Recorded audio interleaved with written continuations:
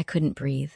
Her fingers were locked around my throat, nails digging into my skin, and all I could hear was her screaming in my face, over a parking spot.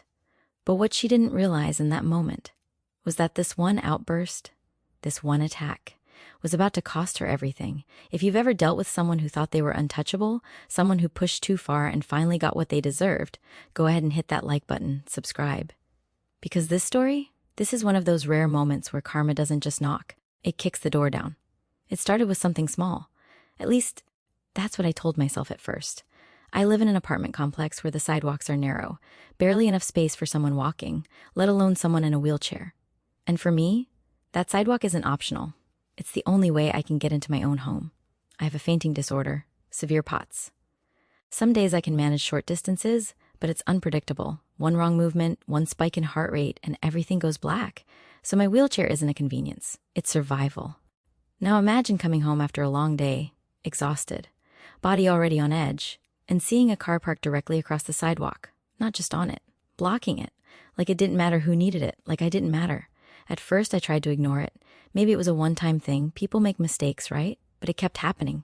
Again, and again, and again. Same car, same spot, same problem. Every time I had to leave my wheelchair in the car, brace myself against the door, and slowly force my body to cooperate long enough to get inside. Heart pounding. Vision flickering. One bad episode away from collapsing on the pavement. I mentioned it to my landlord once, casually. He sighed, like he already knew exactly who I was talking about. Just take photos, he told me. Every time it happens, email them to me. So I did. I became methodical. Every time that car blocked the path, I documented it. Quietly, calmly, no confrontation, no drama. Until January. That day, something shifted. I pulled into the lot and immediately felt that familiar frustration rise in my chest. There it was, same car. Parked under a no parking, fire lane sign, and fully blocking the sidewalk. I just sat there for a second, gripping the steering wheel, not angry, tired. So I grabbed my phone and got out of the car, starting to take photos like I'd done dozens of times before. Click, one from the front. Click, one showing the sign. Click, one showing the blocked sidewalk. And then a door slammed. I turned my head, and there she was, the owner, storming toward me. Her face already twisted with anger, like she'd been waiting for this moment. "What the hell do you think you're doing?" she snapped. I kept my voice calm, measured. "Just documenting the parking issue," I said. "It's blocking the sidewalk." That's when she lost it. Her voice got louder, sharper, each word like a jab. "You've been taking pictures of my car? You got a problem?" I didn't engage. I didn't argue. I just turned and started walking toward my apartment. That should have been the end of it. But it wasn't, because she followed me, fast, closing the distance until suddenly she was right in front of me, too close, screaming, spitting words into my face. I could feel my heart rate spike instantly, that dangerous, familiar surge. "Not now, please, not now." "Move," I said quietly, trying to step around her. She didn't. Instead, she stepped closer. So close I could feel her breath, and in that split second, my body reacted. I shoved her back, not hard, just enough to create space. But it was enough, because the second my hands left her, she lunged, her fingers clamped around my throat, tight. Sharp pain exploded across my neck as her acrylic nails dug in, and then the punches came.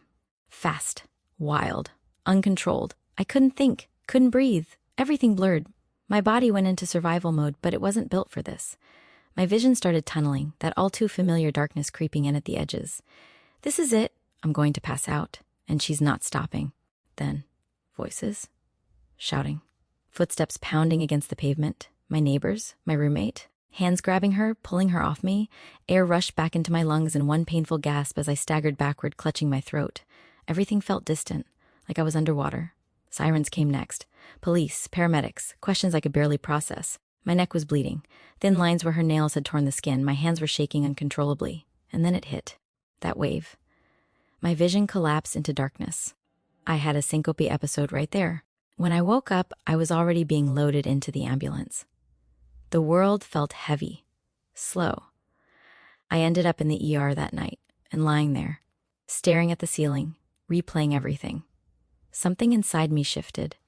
This wasn't just another incident. This wasn't something I was going to ignore. I pressed charges. At first, I thought it would be straightforward. Maybe aggravated assault. Maybe she'd get a slap on the wrist. But then I remembered something. Something important. She had a gun. I'd seen it before, mounted on her wall. And I knew she wasn't supposed to have one. So I made sure the police knew she was home when they went to arrest her. What happened next? I didn't expect. Not even close. 2 days ago, I got a call from the district attorney, and what they told me left me speechless. When the police entered her apartment, they didn't just find her. They found everything. The car? Stolen. No insurance. No license. Inside the apartment? Used needles. Everywhere. And her child, an 8-year-old, living in that environment. And the gun? Also stolen. And illegal. But the part that hit the hardest? The child had recorded the attack. She had told her own kid to film it. Clear footage. Unavoidable evidence. And that wasn't even the worst of it. She already had 7 assault charges in the last 5 years. 7. This wasn't a mistake. This was a pattern. The DA didn't sugarcoat it. If this had happened outside, he told me, she might have gotten probation. Maybe less since she's a parent. But it didn't. It happened at her home, where everything else was, where all the evidence was waiting, and now she's in jail. No bond. Her child has been taken into foster care. Her car, gone. Her apartment, gone. And she's facing charges that could put her away for decades. 30 years or more. All because she couldn't handle someone taking a photo. All because she thought she could intimidate, overpower, silence someone she saw as weaker. She picked the wrong moment, the wrong person. And finally, the consequences caught up. Sometimes justice doesn't come from revenge plans or clever schemes. Sometimes it comes from simply standing your ground, from documenting the truth, from refusing to be pushed aside. And sometimes the people who think they're untouchable are already standing on the edge. If this story hit you as hard as it hit me, drop a like and let me know in the comments. Have you ever seen karma unfold this perfectly? And if you want more real, intense stories like this, make sure you subscribe. Because trust me, some people don't learn until everything falls apart.